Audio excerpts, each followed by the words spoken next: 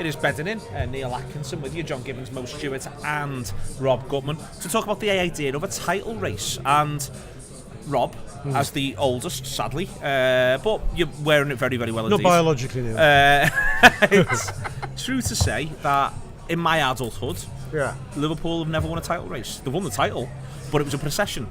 You've seen both sides of the title race on more than one occasion, and that's what we're in now. This is what this is. This is about as near to the knuckle a title race as it gets.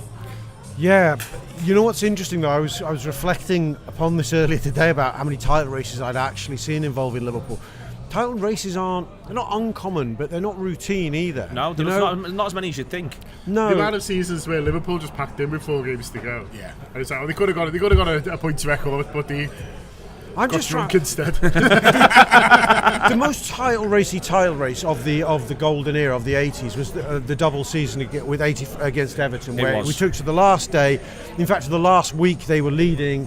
They slip up in the midweek before the final weekend, and it's in our hands on the last day, and we do the business. But aside from that, I mean, we lose 1 to Arsenal on the last day. Yep. But aside from that, they were 89-90 is not a title race. No, 87-88 was done early. No, they're not title races. They're all 83-84 was a title race. No. In the Easter, it felt like it was a little bit. I think United were behind us, but we do win it with something to spare, and they're also not very good. A number of, you know what I mean, though. Yeah. The times we were up against teams. You're not taking them seriously. No, there were times. I mean, in '77, the team that wins the European Cup League, I think they edge QPR out. So a lot of the times, they're Liverpool teams that are busy, being inconsistent, quite frankly, but having an annoying team on their tails. So it feels like a title race, but not one you can't win if you really want to. Whereas this is, and as it was with Everton 85-86, as tight as it gets. You know there's nothing between these teams, and history will go back. Yeah, we lost the league that year, but we were the better team, as Everton say about 85-86, as we might say about 18-19, and whoever wins this year, I think, will say it about themselves as well. It's one of them. It's one of them.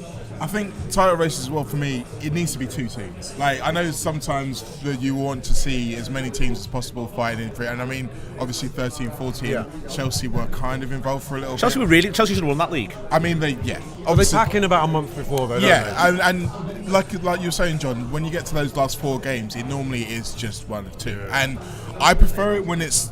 Well, I like it when it's those 2 from a long way out, and you get to have the long twists and turns of the roller coaster, as 18-19 was like, and as this is going to be like from here on in.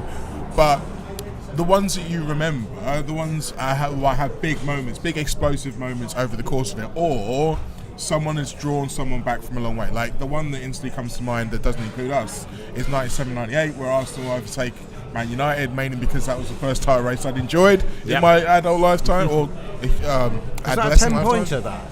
It was, I think it was at least 10 points, but they had the win away at United that started it all. Like over Mars's goal, that's the one. And when Newcastle got overhauled, that's before then by a couple of years. That's before that. That's a 10-pointer. Yeah, and obviously that one was less enjoyable. So I tried to forget Truly that. Dreadful. But it is weird how we have, like you say, when we've won it, it's never really been that way. We've never had to kind of overcome and then just endure in that way. And I think that was kind of what made it so hard when we did win, because it was like, because of all those times when we couldn't do that, you can't truly believe that this team will do that. And I mean, obviously they did.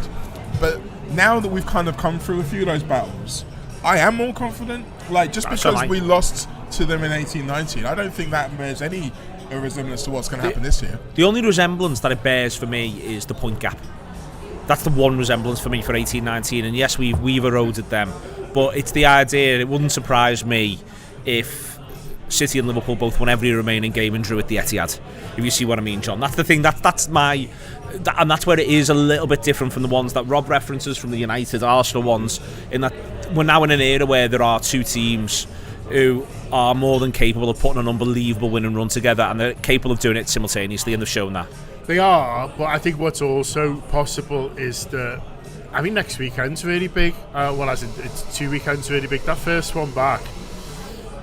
Well, just generally, if we win at Watford and they drop points at Burnley, and then we win at the Etihad, there's a chance that they just go. And it feels slightly mad, but there's a chance they don't quite concede, but they go, big Champions League quarter-final, you know, become, and if you go through against Atletico, the season just becomes more about that. You know, I'm looking at it from a positive point of view. Obviously, there's a case the other way around as well that say we've got Watford at 12:30, we fail to beat them or we lose because Watford are fucking insane. So it's possible. City win later in the day and then beat us at the Etihad. There's a chance that our boys go a bit like, should we just win all those cups instead? So I don't think the idea of a title race is that set in stone, and that what might happen is that because of drop points, you know, we saw it against on Monday. You know, City drop points, and it's huge, isn't it? Do you know what I mean? It's a big sort of massive thing. So there is a chance if one of these teams, and I think it's more likely to be City, but I'm biased, you know, drop points in their next 3 league games, that they just go, do you know what? They're not going to do that. We'll just forget about it and go into something else. To enjoy this podcast or video, all you need to do is download the Anfield Wrap app. It's available on Google Play or your App Store on Apple, and you can get some free tokens which you can use to try some of our content, and that includes match previews and media post-match content, exclusive interviews and loads of transfer chat as well. So join the Anfield Wrap. We're sharing the story of supporting Liverpool from the heart of the city, up the Reds.